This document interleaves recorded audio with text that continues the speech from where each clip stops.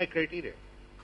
But if you tell me I want you to keep improving that and doing that better, but help me solve the social problem, then give me the authority, I'll solve it for you. But don't, you can't ask me to solve a problem without giving me the authority. That's the common thing in any business.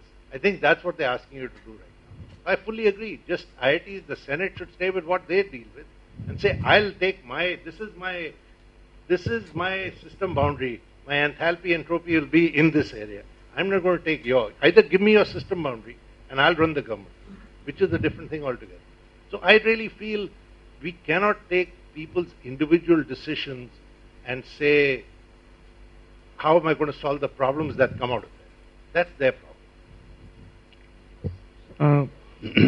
I think we're sitting here because the IIT ecosystem has recognized formally the committees that have been formed, whatever has happened because there's a recognition that there's a need to do something differently from what's happening so far vis-a-vis the JEE selection process and criteria form. That has been recognized by the ecosystem. All I'm trying to say is that they have recognized a problem, they're totally capable of solving it. I do not think it is necessary for any extraneous institution or body to we as alumni, we definitely would give them our inputs on about what we think. I think they're totally capable of assessing that, going through that, processing it, and determining what to do with it and taking it forward. So fundamentally, the ecosystem itself came up with a problem, and any ecosystem, any individual, any human being that is able to identify a problem is sufficiently capable of finding a solution. So that is the basic argument that I think we want. I believe that we should limit ourselves to, and not go into whether what percentage should be considered, which class should be considered, where should the cutoff be. That is not our business. There are sufficiently capable people within the system to figure that out and find an answer. And by the way, I have a solution. If the government wants to close down these, what are they called? These institutes, coaching classes. Why don't you put the income tax guys after them? It's a simple way to close them down. It's a cash business. Just trouble the hell out of them. I mean, coaching industry is big, and I'll say throw it open. But just 1 second, Mr. Jain. Before I go to you, request you to give your point of view.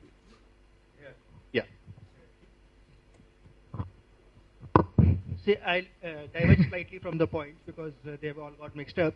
One thing is that government has to ban IS exams before banning JEE, because that is also one single exam, and all the traumas, everything, whatever it attached with JEE is attached with IS, and it is just like IS. There is a difference. Okay, the difference which is there is that by the time you sit for your IAS, you've already gone through your basic degrees, and that academic qualification is available to you. Here what happens is you start compromising with your school education, and therefore what happens is that if you do not get through the engineering colleges, then you are also not now ready for because you've got only 60%, and therefore you do not get anywhere else in life. So that is the difference between when you look at something which is an IIM exam, for example, the same argument can be made about an IIM exam as well. Okay? But by that time you have a basic degree. The basic degree is primary. Primary education is considered to be something basic, and after that qualification of 12th is essential. You make the passing more difficult in that if that is what you feel, that everybody should require that much of knowledge. But that is one point. The main thing what I see over here, what we need to file a PIL for, is that how can they decide that there would be one exam. Just concentrating on this point that they are talking about one exam, not even two exams. We are debating several things. But the mathematical point is that we cannot decide all engineering colleges in one set, just the way we cannot combine medicine, engineering and pure science together. Similarly, we cannot combine all the various types of engineerings together, because it's called technology first thing, and engineering anyway it is defined separately. So we cannot say that for all the three categories there can be one exam. It is not a matter of, like as what people have pointed out. Which three categories? No, I fully agree with you, because the government has a separate ICS, a separate PCS. a separate IS exam. because they're looking at three different types of people. It's a norm in the all country. to do administration, and we have the same thing. My question was, which three exams? Are you talking of the state level, the three engineering exams? I'm talking about Or are you talking of aptitude test and engineering exam? And No. You can have aptitude and final for all the three. But there are three selection criteria. We are selecting three kinds of engineering students. One which, as you said, one which are capable of doing good shop floor, doing those kind of basic engineering work, routine engineering work. Second, which is input in engineering, like that is the team, people who can innovate on that. And then finally, those people from IIT hardly do any engineering. They are actually technologists, where you are putting in engineering to the social use. So that is what is totally different, where the aptitude would be totally different from the second and the third category.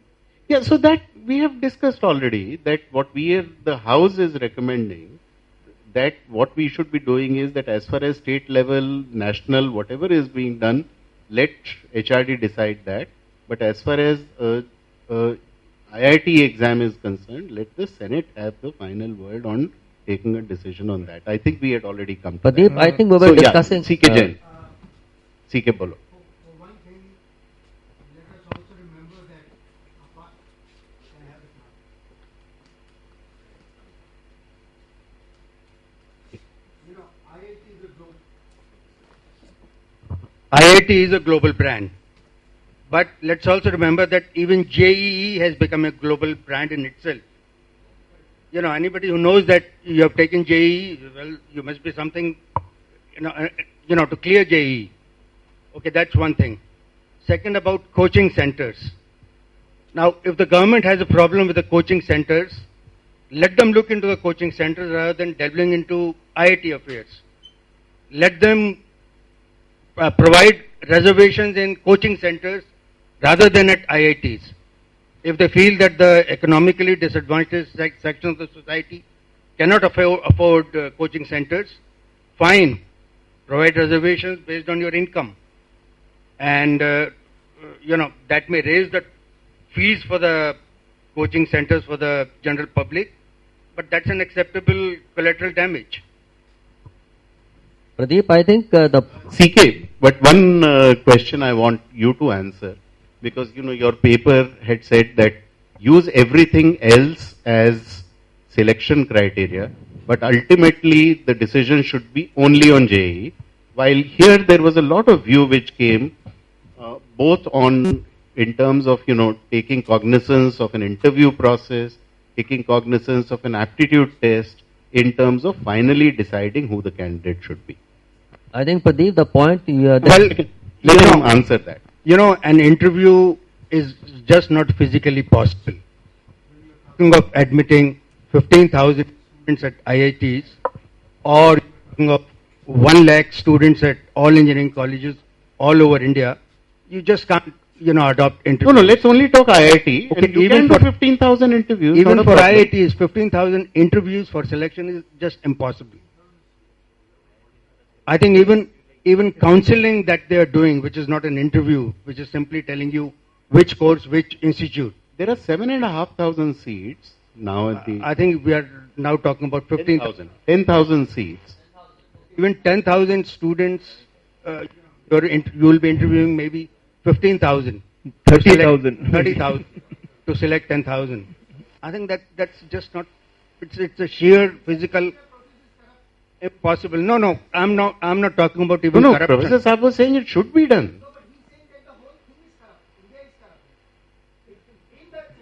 No, this process of interviewing 30,000 students for selection is just not possible physically.